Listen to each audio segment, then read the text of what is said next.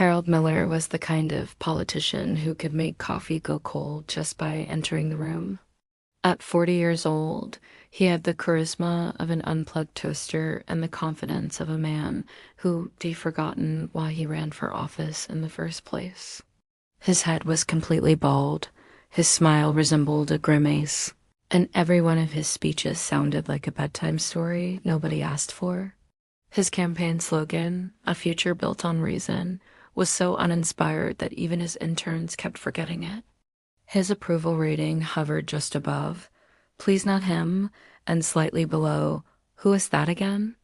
At rallies, the crowd looked like a gathering of professional yawners. Even the microphone seemed to sigh when he spoke. His campaign manager, Clifford, looked like a man negotiating with fate. "Harold," he said one Monday morning, waving a folder of poll data, "I have bad news and worse news." "Give me the worst news," Harold groaned. "The bad news is that 92% of voters don't know who you are. The worst news is that the 8% who do don't like you. That's not encouraging," Harold muttered. "Encouragement doesn't win elections," Clifford snapped. "We need shock value. We need transformation. We need," he slammed the folder shut, "a miracle." Harold blinked. "A new suit?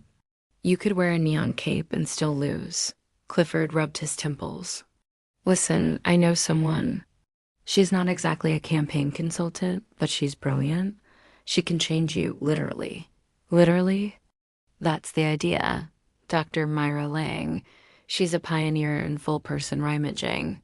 "That sounds illegal." "It's politics, Harold. Everything's illegal until it wins votes." So Harold Miller found himself later that evening inside a futuristic-looking lab, hidden behind a dry cleaner's machine's word. Wires glowed. It looked like a salon designed by aliens. In the middle stood Dr. Lang, wearing a white coat and an expression of complete calm. "Mr. Miller," she said smoothly, "you've come to reinvent yourself." Harold adjusted his tie. "I was thinking, a haircut, maybe a better deodorant." Dr. Lang gestured toward a metallic capsule humming beside her. "Project Chrysalis is not a haircut. It's a rebirth." "That sounds painful." Clifford jumped in. "The data says voters trust middle-aged women far more than men. Compassionate leadership, warm presence, people love it. You'll become Helen Miller, a confident, modern reformer. Same age, new. Presentation." Harold stared. "You're suggesting I turn into a woman?" "Exactly," said Clifford. "It's the most effective rebrand possible." "Rebrand?" "That's not a rebrand, that's witchcraft." "It's biotechnology," Dr. Lang corrected, flipping a switch. The pod opened with a soft hiss. "Step in." Harold hesitated. "What if it doesn't work?" Clifford smiled. "Then at least you'll go viral." "That's not comforting." Still, with the exhaustion of a man who'd lost everything except his hairline, Harold stepped inside. The door shut, lights flared. A high-pitched hum filled the room, followed by a flash so bright Clifford nearly dropped his phone. When the pod opened again, standing in Harold's place was a tall, graceful brunette with expressive green eyes and a commanding yet kind presence. Clifford's jaw fell open. "Helen Miller," he breathed. "You're magnificent." Helen blinked, stunned by her reflection in a nearby mirror. "This is impossible. This is electable," Clifford corrected, already typing a press release. "Harold Miller retired for personal reasons. His sister Helen has stepped up to continue his mission. That's insane."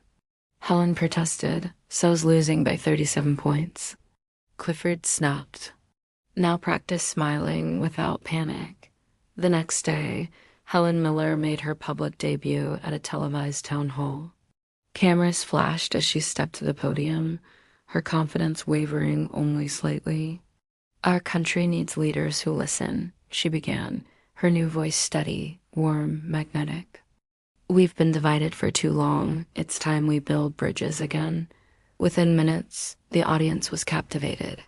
Applause rolled like thunder. Reporters leaned forward. Even the skeptical ones smiled. By evening, social media was ablaze. Who is Helen Miller? Finally, a leader with heart. Smart, strong, stunning. Harold, now Helen, watched the coverage from her campaign office with disbelief. They love me, she whispered. Clifford beamed. Of course they do. You're hope in human form, but I'm lying, Helen said. I'm a man pretending to be a visionary, Clifford interrupted, and visionaries make sacrifices. Sacrifices? Clifford, I don't even know how to walk in these shoes. Then learn fast. You trip, we lose 3%. Weeks passed, and Helen's popularity skyrocketed. She delivered speeches with conviction, smiled with authenticity, and somehow made policy sound poetic. Her photos were on every magazine. Interviews praised her refreshing empathy. One poll even named her most trusted politician, which was practically mythological status. Yet every night, alone in her apartment, she'd stare at her reflection and whisper, "Who am I now?" Clifford dismissed her doubts. You're the best version of yourself. I used to be Harold.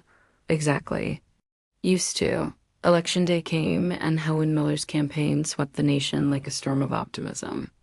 Her victory speech was broadcast worldwide. To every person who has ever been overlooked, she said, voice trembling with genuine emotion, this is proof that transformation is possible. The crowd erupted. Confetti fell. Clifford cried. But destiny, being fond of absurd twists, wasn't finished.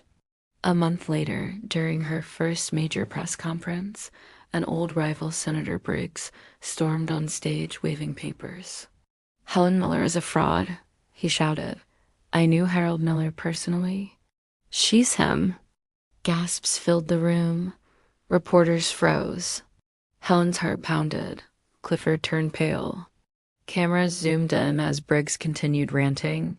This woman is a fabrication. Helen took a slow breath, steadied herself, and smiled a calm, practiced smile that could stop earthquakes. Senator, she said softly, Harold was my brother. He passed away, but I carry his dream forward. The room went silent. Then someone clapped. Then another. Within seconds, applause thundered. She's so brave, a journalist whispered. Briggs turned crimson, spluttering nonsense, before storming off the stage. That night's headlines were merciless. Helen Miller gracefully handles political attack. Voters moved by her strength. Her approval rating jumped 5 more points. Clifford couldn't stop grinning. You just survived your first scandal. By lying through my teeth, Helen muttered. By inspiring the nation, Clifford corrected. Months passed. Helen settled into her new identity. She became a symbol of unity, known for compassion, pragmatism, and calm leadership. Her policies improved schools, reformed healthcare, and boosted small towns. People adored her not for her perfection, but for her humanity. One evening, Clifford asked over tea, Do you ever miss being Harold? Helen smiled faintly. Sometimes. But Harold couldn't have done any of this.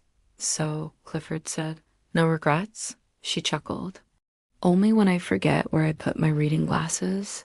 That laugh, the kind that sounded like genuine warmth, had become her signature. Late one night, she stood at her office window overlooking the city lights. The skyline shimmered, her reflection faintly visible in the glass. She studied it for a long moment, smiling to herself. Imagine telling my old self this would happen, she whispered. He'd say it was impossible. She tilted her head. But then Harold never believed in miracles. The next morning, she faced a roaring crowd once again, cameras flashing, flags waving. My friends, she began, if the past has taught us anything, it's that change isn't something to fear, it's something to embrace. The audience cheered. And somewhere, deep in her mind, a small echo of Harold's voice muttered dryly, At least I finally found a look that works.